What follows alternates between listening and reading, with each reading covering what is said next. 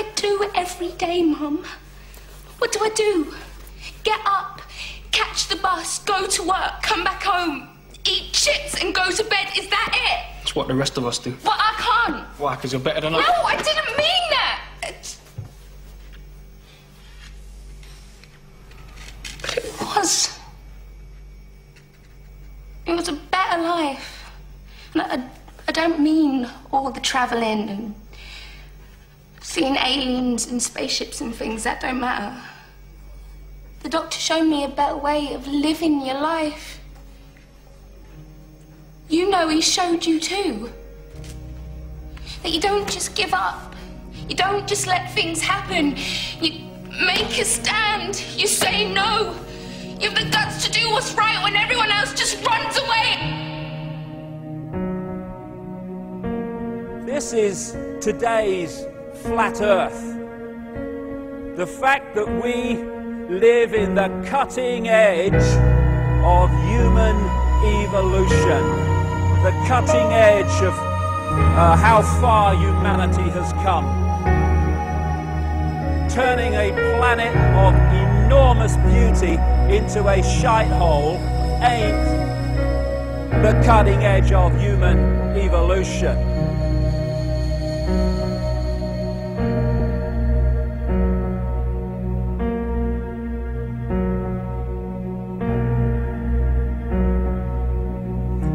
As Michael Elner said, just look at us. Everything is backwards. Everything is upside down. Doctors destroy health, lawyers destroy justice, universities destroy knowledge, governments destroy freedom, the major media destroys information, and religions destroy spirituality. I think there's more to know here. Isn't that weird? We always kill the guys who try and help us. Isn't that strange? We let the little demons run amok. Always. John Lennon, murdered. John Kennedy, murdered. Martin Luther King, murdered. Gandhi, murdered. Reagan, wounded. Yeah. Bad fucking choice. You find that people that are in positions of apparent power, like prime ministers and presidents, are actually puppets of the real power, which doesn't put itself on public display. Why would it? I mean, does anyone really think that George W. Bush is running America? He probably couldn't tie his shoelaces, never mind run a country. I had this feeling, man, because you know there's a handful of people actually run everything. That's true. It's provable. It's not I'm not a conspiracy nut. It's provable. Handful, very small elite run and own these corporations, which include the mainstream media.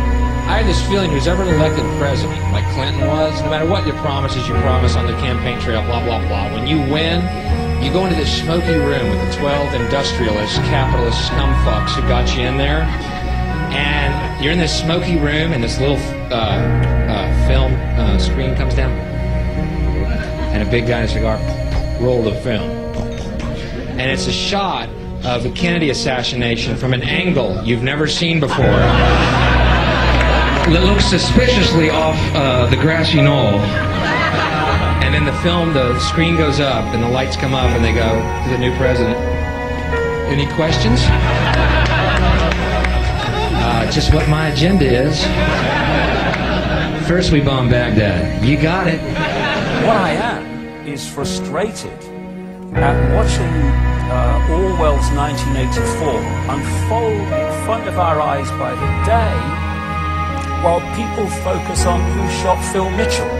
That is frustrating, because my children and your children, thank you, are going to have to live, indeed, in the timescale, so are we, because we're living in it now, when the most basics of freedoms are being taken away. The average man and woman is in a trance. They get home from work, they don't even talk to their children.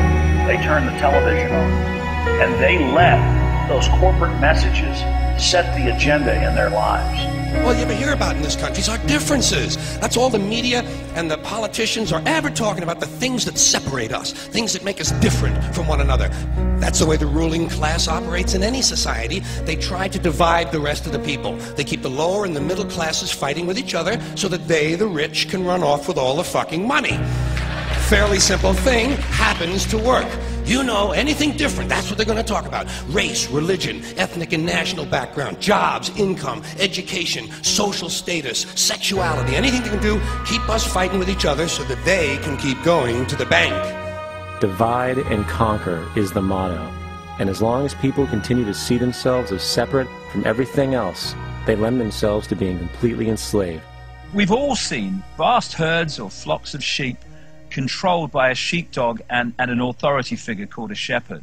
You imagine if just a significant number, not even half, of those sheep said, we're not going to succumb to fear of the sheepdog, and we are going to go our own way. And those sheep start going in their own way, they start expressing their uniqueness, and they stop acquiescing with the authority figure and succumbing to fear. Where's the power of the shepherd now? Where's the power of the sheepdog now? They have no power except in acquiescence by the mass of the sheep to the perceived power that they have. We need to start seeing humanity in these terms very, very quickly. I've seen these ants do great things. And year after year, they somehow manage to pick food for themselves and you. So who is the weaker species? Ants don't serve grasshoppers. It's you who need us.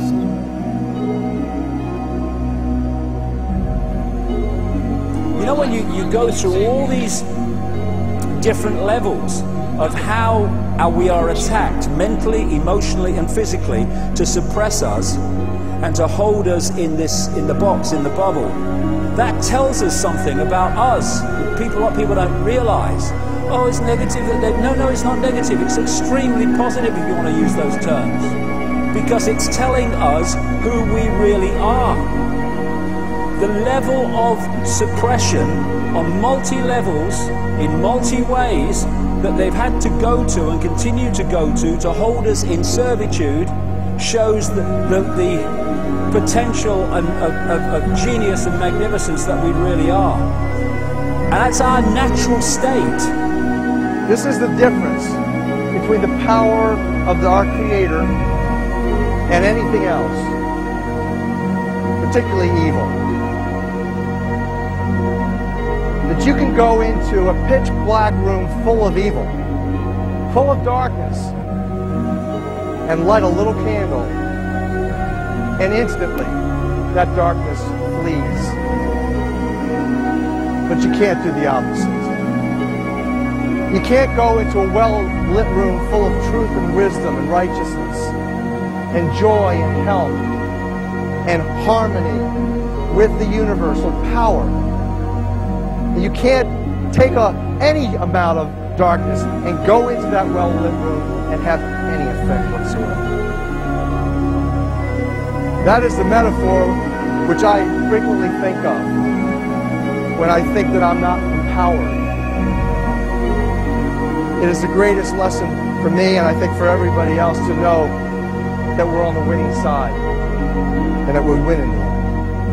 Today, a young man on acid realized that all matter is merely energy condensed to a slow vibration, that we are all one consciousness experiencing itself subjectively. There is no such thing as death. Life is only a dream, and we are the imagination of ourselves. Here's Tom with the weather.